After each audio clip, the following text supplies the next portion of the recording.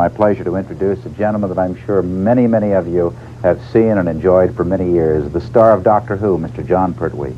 Welcome. Hello. How are you? Fine, great. I can't remember when I'll bet. When did you get in? Last night. But it's all the times to hell and back. Yeah. So I went to bed at equivalent of 6 o'clock in the morning my time, so I'm feeling slightly jaded. I can imagine that you are.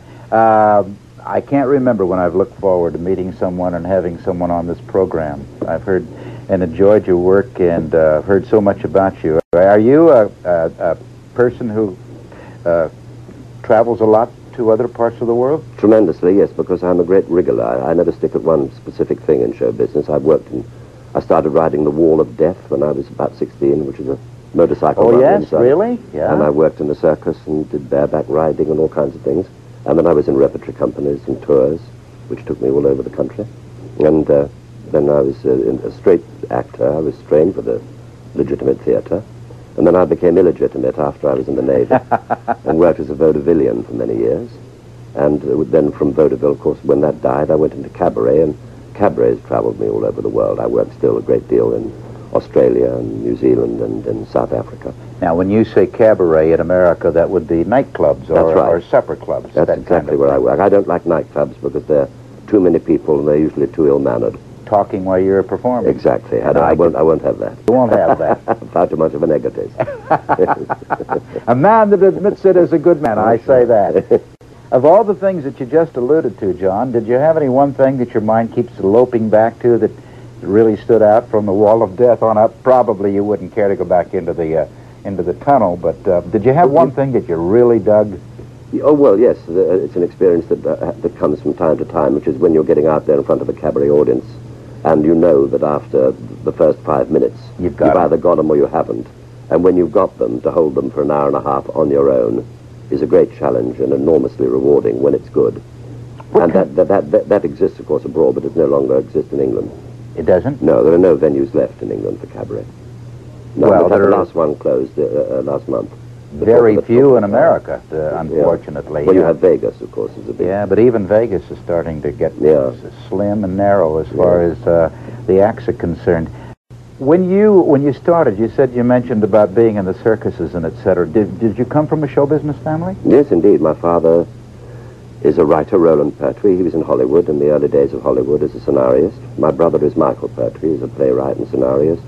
And my cousin is do you have Dad's Army over here? Dad's what? Dad's Army. No, you probably wouldn't. It's probably too parochial. But he's... What's that supposed to mean now? But well, it's too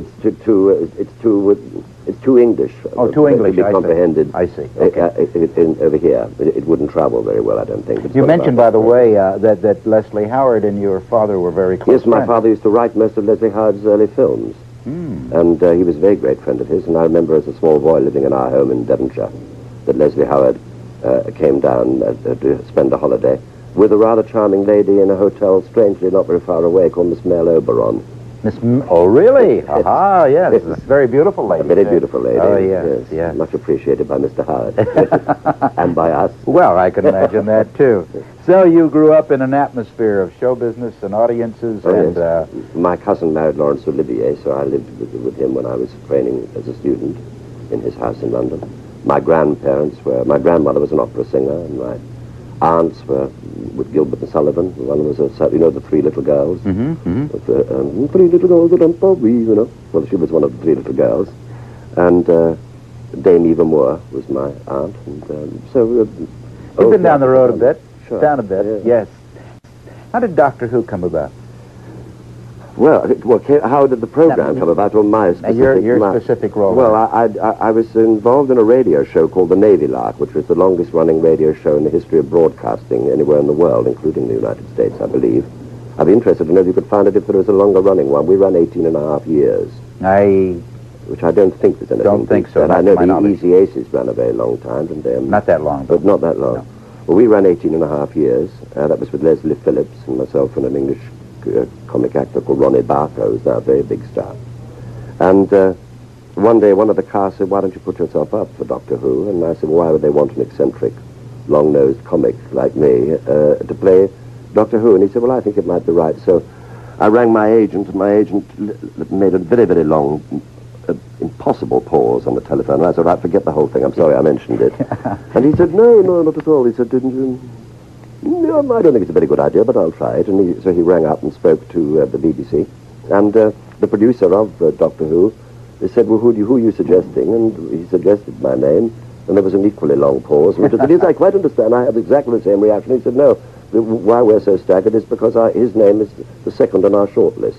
And it had been for 2 years. Short list means that priority list. That's right. They had, in fact, been considering me for over 2 years, and I never knew it. This happens a lot, doesn't it? Weird. In fact, I would imagine, as an actor, it's good that you don't know that you're being considered a lot of times. Oh, yes. My agent never tells me anything unless I've got the job. Or turned down at the same time. Yes, well, that's why I'd rather not know. I'd much rather he rang up and said, I've got you a film, or I've got something, or you're doing this, than saying, I think I may get that. Right. For instance, we were talking before we went on the air. Yesterday, I had the Garbo Gilbert movie, Queen Christina. Wonderful. And the studio wanted Olivier in the worst way to play opposite her in that picture. Yes. And, of course, she didn't want him. She wanted Gilbert because they had a thing going at the time. Indeed, yes. And so that happened. Yeah.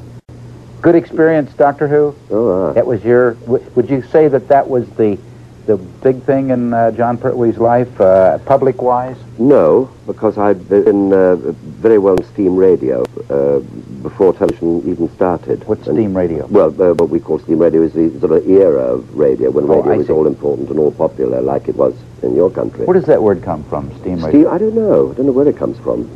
I suppose factory steam turning them out, you know? Yeah, I never heard that before. It was always referred to as steam radio, and on the air about 5 or 6 times a week on originations. I mean, I was doing 5 or 6 live programs a week, and they were repeated, and so I was on the air sometimes 20 and 25 times a week, so I had to think of new things to do all the time, rather as I gather you do.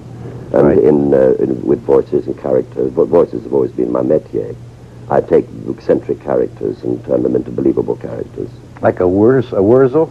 Like a Wurzel, Jerry, that's it. Yeah. Is that Wurzel sounds like? That's what Wurzel sounds like. Yeah, you better tell him who he is. So Well, there's a picture. Wurzel Gummidge is the newest star of British television. This is the same gentleman, my friends, that you are looking at on the screen. Can you pull back a little, Debbie? We'll compare them here. Here we are. Here. Yes, that's me. Yes, that's me. More like that. I love it. I love We it. need all the straw and the twigs. Where did you get the voice, John? Did you voice play around with it? No, the voice is in fact, a effect that I used to do on the radio years and years and years ago, called the Pun. And he had a catchphrase, which was the time of catchphrases.